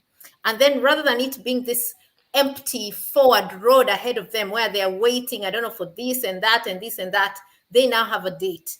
They have a deadline to work towards. And this is the other information I'm giving with this building of the dam.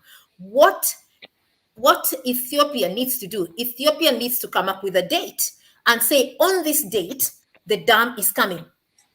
And when you have that date, whoever joins you, whoever doesn't join you, it's their business. Once you have a date and you start with what you have at that point in time, you will move forward. I find there is a lot of fluff, a lot of wanting to involve people that are not interested. A lot of wanting people that, as we say, they've been getting things for free. So why should they share? A lot of people that are presenting the interests of the oppressors. And a lot of oppressors themselves wanting to come in. Why are we involving these people? We need to reach that place where we say, what is it that we want? We want this dam.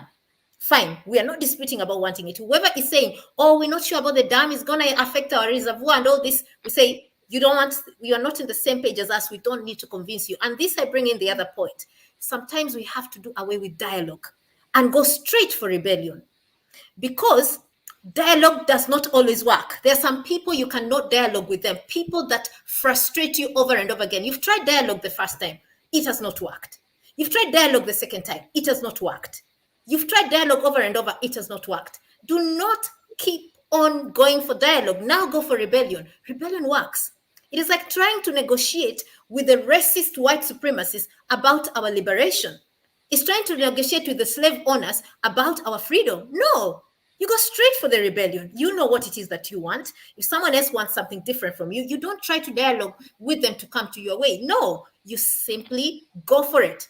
So what I would like us to take from this conversation is to have a date, especially for our sisters that are very much involved, to have a date of saying this dam is a good thing, it is going to help us, and this is the date we are going with it. And if Sudan and Egypt are sitting there, complaining and everything, so be it. Let them stay. At the end of the day, as you said, they contribute zero to the Nile. There's nothing they contribute to the Nile. And they want to take all of it. They've already been given ownership of it in previous treaties with the colonizer. These are people that we should not be putting on board. If they're coming here to frustrate, we don't need to dialogue with them. We don't need to bring them on board. We simply move on without them. I give thanks. Thank you so much, Sister Sheila. They need to set a date and just go for it. Sounds like good advice to me. Let's go over to Brother Rasso Shing, and then I'd like our two sisters to wrap up. So, Brother Rasso Shing, my sisters, first of all, I'd like to thank my Ethiopian sister for that wonderful explanation, both historical and both logical. It shows you how long Ethiopia and the rest of the other states have been negotiating. And we must remember this, my family. Egypt are not Africans. Egypt are the remnants of the first enslaver. That is why we had to give Egypt up as a ransom. That is why the West from Alexandria, the days of Alexandria, Egypt has been undermining Africa development. What has the Arab contributed to the rest of the states of Africa? They have not contributed nothing. All they've done is wasted the money that they've gained from oil, building these great monstrosities of buildings all over the Emirate states. So my sister, the 11 states that is above the Sudan and Egypt, those are Africans.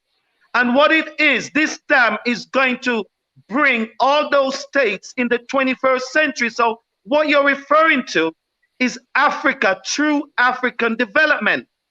And this plan of African initiative was architected from the formation of the OAU, what has become the AU. I keep on hearing ones and ones. keep on criticizing.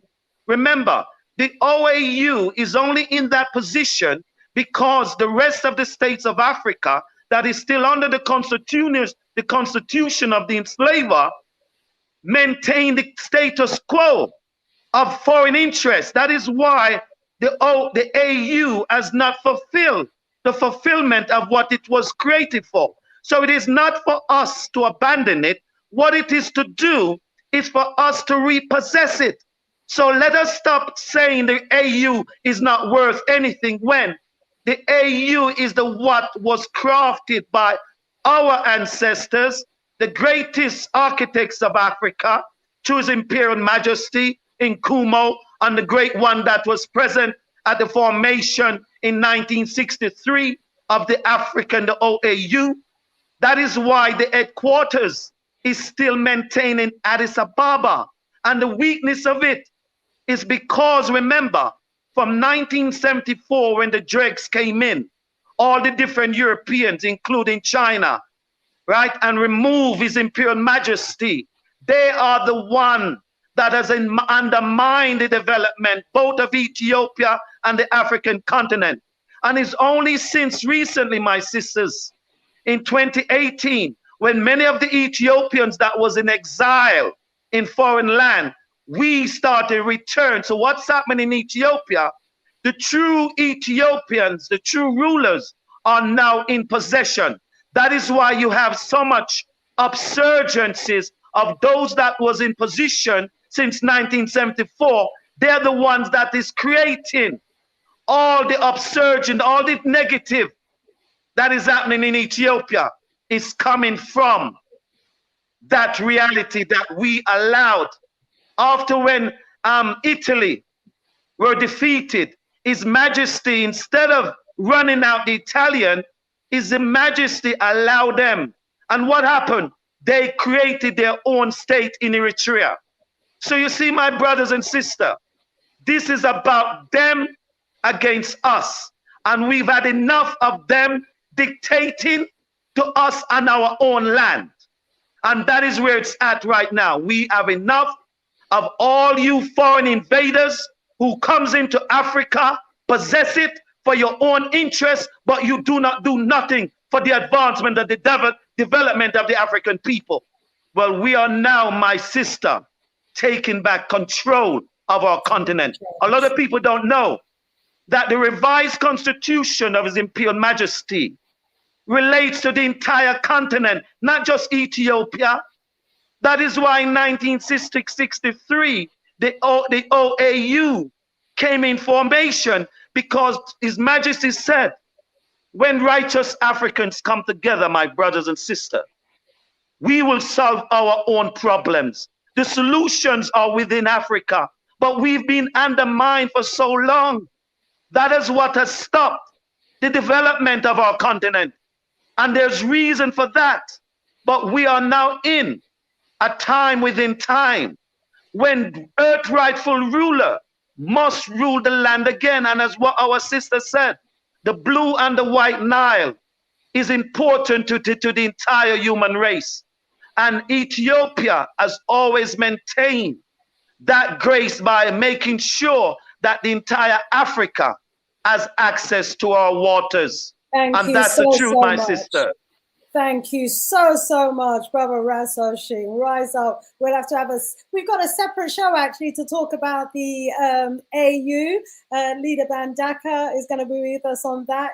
We may have to get you back to join us on that discussion. Let's go over now to our sister Marlet, and then we'll end up with our sister Mekdekawit, and see if we've got any time for some quick final remarks from anyone on our panel. But Sister Marlet. Okay, thank you for giving me the chance again. This is, it's a war that we are faced with. It's a war with neo-colonial powers. Here and there you see Ethiopians making a similarity between GERD and the victory of Adwa. It is indeed a battle with neo-colonial powers. It's just that the battlefield is different for us now. nobody wants, Africa to be developed or Black people to develop themselves. It's an agenda set from since 1884 that Africa has to remain impoverished and undeveloped, not to be industrialized. Africa has only one role in the world, that is just to supply them with the raw material. So we're going to change that history, and I am sure it's going to happen because it's good over evil. So at the end, it will happen. So what I want to say is actually we really have to sitting here, there's a lot of awakening and consciousness now in our time. So we have to choose what kind of story in the future we want to tell our children, our grandchildren, that we are being awakened, being conscious. If we don't take part in this fight, to bring from injustice to justice, if we don't choose this fight also to win over the neo-colonial powers, what kind of story we are going to tell our children? So the choice is up to us. It's true that still colonialism does turn its ugly face, but we have to be being awakened. We really have to the only ways actually to, if we want to go far in this world as Black people or as an African people, is to choose that Pan-Africanism way. And we should be able to take part by whatever platform we have, just to disseminate, to fight the misinformation which is sent from Egypt and its allies. That's what I'm going to, let's choose what fight we want, and then let's choose what kind of story we want to tell our children in the future. Absolutely. Thank you so much for that. And let's go over now for some final remarks from our sister Magdala Wiggs. Thank you for giving me the chance again. I have spoken a lot earlier, so I'll just wrap up by saying solidarity. We need all the help that we can get, right? There's just so much love, so much support for the GERD online. I'm very, very active on Twitter, and I see these kinds of engagements there, but we need more, not just for the sake of Ethiopia, but the sake of the whole continent as a whole. We can't live how we used to live. That's not life. That's not dignity. We need a dignified life for everyone. And for that to happen, we need to be utilizing our resources. We need to be united, and we just rise above these petty things, this petty stuff that like puts us against each other, and have the long-term game like our forefathers, the AU, Pan-Africanism, those kinds of grand goals, grand achievements in mind. And when we shoot for the stars, maybe we can land on the moon. Thank you so much. It's a pleasure being here. Thank you so much for your invaluable contribution. We're all so much more enlightened now as a result of yourself and Sister Marle. Thank you so much. Let's go over to the chat now, shall we? I've been posting some of the comments up, and so we've got a kind of flavor of what our brothers and sisters have been saying. If you have a question, I'll just read it out, and then anyone from the panel can answer. So let's do a couple of them. So this one is from Obiaman. That says, who is he looking at to help him get the weapons? Oh, that's at Matthias Negos. China or Russia. So it sounds as though, talk about war is happening there. I mean, how prepared, is Ethiopia, to go all the way on this? Because as has been said, the Western world, the Asian world don't want Africa to become totally independent and an empowered continent, because our rise is their downfall, but this dam and this work that Ethiopia is doing has potential for Africans everywhere, because if Ethiopia is empowered, Africa is empowered. If Africa is empowered, we as Africans everywhere will become empowered again. Yeah, so this could be all-out war. I mean, this is serious because of the huge potential. Does anyone want to jump in or comment on that? Yes, Sister Queen Nzinga. We've been at war from the first time the Arabs and the Europeans set foot on our continent. We have been at war, just that we're now waking up to the fact that we've got to fight. We're still in that war, and we are going to have to fight with everything we have. That's all I want to add to that. True talk, Queen Nzinga, for real. Anyone want to jump in with a quick fire? Yes, yes, my sister. Quick fire. And you must remember, the African spirituality is unique to Africans. When we see the disasters happening right across the region, my sister, what you see happening across the Arab states right now, we have weapons. We don't need nuclear weapons. We don't need weapons of mass destruction for security. Believe you me, we don't need it, because what would we use it for? To destroy humanity? Let Mother Nature, right now, my sisters, our prayers from the elders is to bring destruction against the beast and the dragon, so that if it means lightning, earthquake, and thunder, we have the capability, the incarnated spirit, in order for us to do it without any weapons of mass destruction. That is what the have we done it before? Have we managed to command lightning and thunder to bring destruction? We've done it many times, my sister. Remember, Ethiopia has never lost a battle. No matter how much the army that came against us was superior to we have always overcome all evil. That is why His Majesty said, we Africans will. Did they fight? His Majesty, let me just land in this. Let me just land in this. His Majesty says, we Africans will fight if necessary, because we Africans are confident of our victory of good over evil. Okay. And I'll land on that, my sister. I will land on that.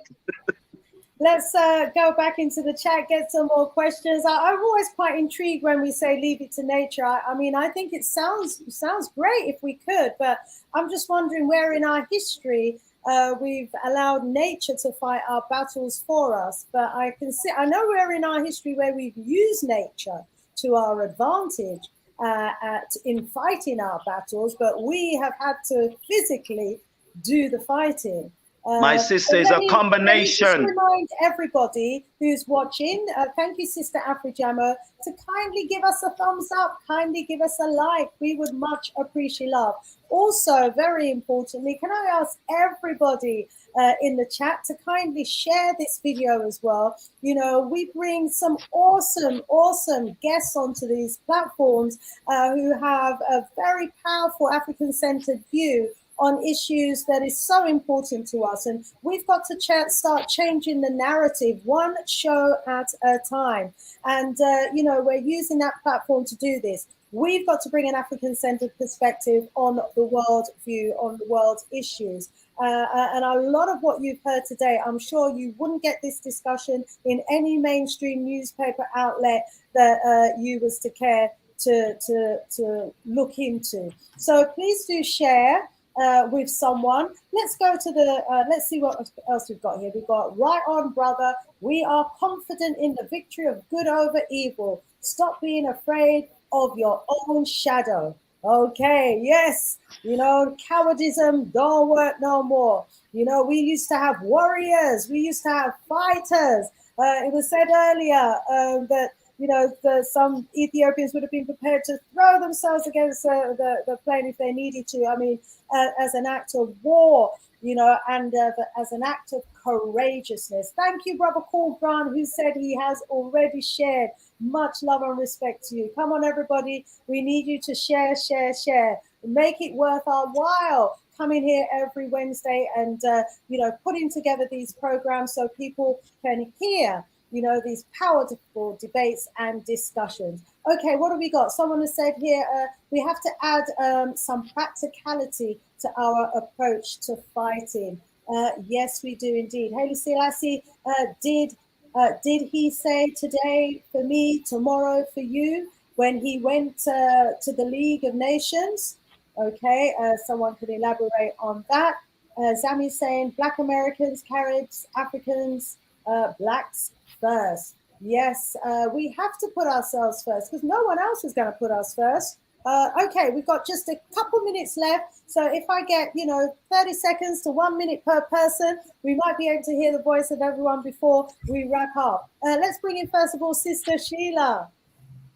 I give thanks. This has been a very informative show, as all of them usually are. I give thanks when we have conversations like this, whereby we hear from our own people, especially those on the ground.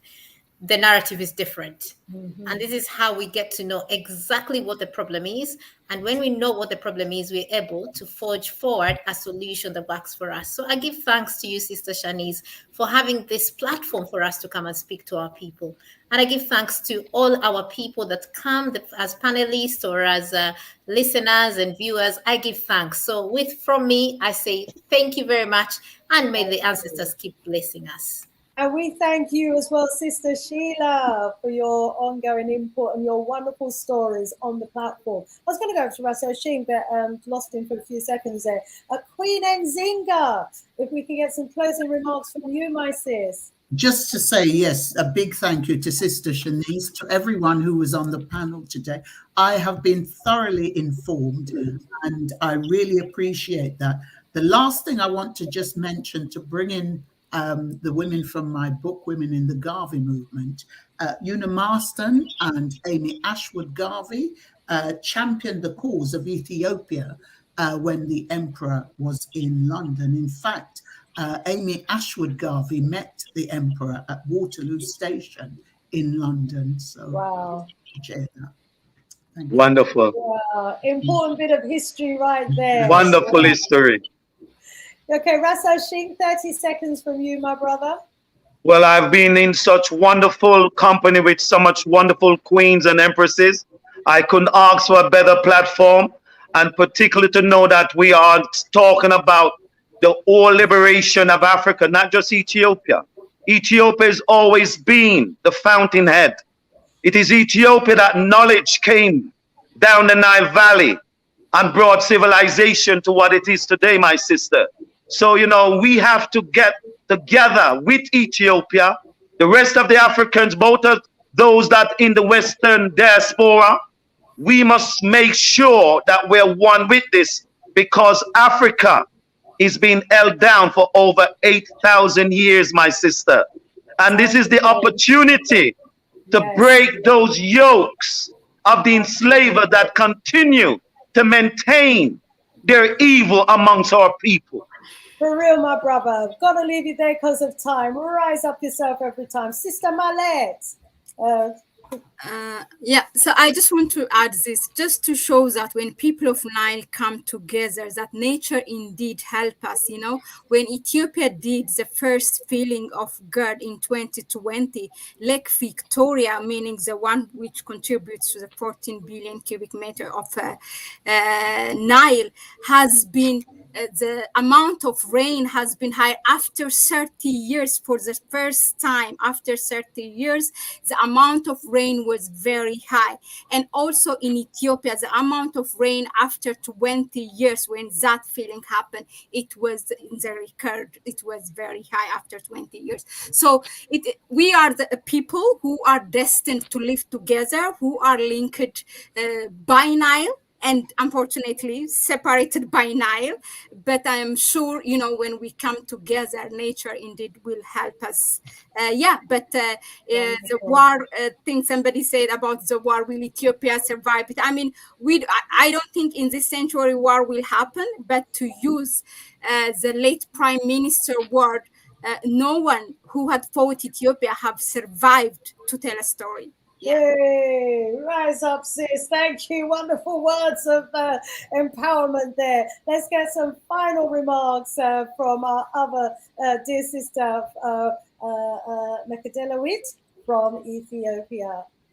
Yeah, I'll just be adding on what Mahlet said, and not so much to capitalize on this narrative of war. We can't secure prosperity by fighting. We can't secure peace by fighting. It's just nonsense, right? But again, if need be, we can go to war. It's worth noting that Ethiopia is the only uncolonized country in Africa. That should count for something. But that's besides the point. Everything is working in our favor, like Mahalet mentioned. We've had very rainy seasons when scarcity was being projected for the GERD feeling. Lake Victoria had an all-time high, a 30-year high, and it was actually flooding these upper Nile riparian countries when the stock of scarcity was out there. So nature is now helping us in a way. That's just us being lucky. So it's just pen this talk of a war, right? Like this conflict, this argument, and think forward, think peace, think prosperity. Let's move forward. Like, haven't we had enough? Isn't this enough? So I'd rather we really tone down this idea of conflict. War can happen on all fronts. We have a war against poverty. We have a war against undignified life, and that's what we should keep an eye on. Thank you. Ashe, thank you so much. I want to thank all my guests, my speakers, or those who are in the audience for today. We're going out, knowing that this dam is going to be bringing industrialization to the region. It's going to be bringing economic prosperity to the region. It's going to be bringing independence to the region. It's also going to be bringing, much needed unity, opportunities, unity, collaboration, and setting a wonderful precedents. And we hope to see something similar happening at Victoria Falls as well. Similar dam there to power the region. It certainly has the potential. So until next strong, or next week, as some of you say, but as we say here, until next strong, more power, more strength, and more voodoo. And the voodoo man is back next strong as well. And also, and on behalf of the panelists, thank you, Sister Shanice, for demonstrating and taking the point again. So we love you and we thank you, my sister. Thank you so much, Brother Raso Singh, all the way from Jamdon, Jamaica. To everyone in the audience, thank you so much as well. You've contributed through the discussion, through watching, and through your intention to share, making this show to be what it is. Rise up, family. Stay strong, stay powerful.